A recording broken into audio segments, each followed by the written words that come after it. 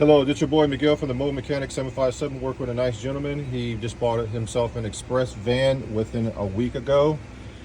We do pre-purchase used car inspections if you're in the 757 area. One of the reasons why we do pre-purchase inspections, this vehicle has close to 300,000 miles on it. That is a 100% no-no. They lied to him and said, oh, that they put another rebuilt engine in here. That is a lie too. One of the reasons why we know it's a lie, it runs like crap. It's misfiring. One of the cylinders has just turned itself off because it's so wore out. He just informed me that every time he gets the oil change, which was one time only, there was metal shavings in the oil filter.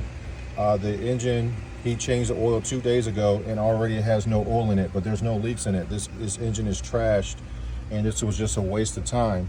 This is one of the main reasons why he did not know in any shape from a way, and it was not his fault in any shape from a way. He had lack of knowledge. So if you're in the 757 area, please, I beg you, please get a pre-purchase used car inspection. And we also went under the belly of the car and we saw spider webs, and it's just like the car has been sitting around for the van has been sitting around for a very, very, very long time. Look under the car when you're buying a car. Pull the oil stick out. Make sure that the oil is very clean. If it doesn't drive right, don't take somebody else's headache. This is just part of being a human being. We all make mistakes. If you like this video, please like, subscribe, and share. And please leave positive comments. Thank you.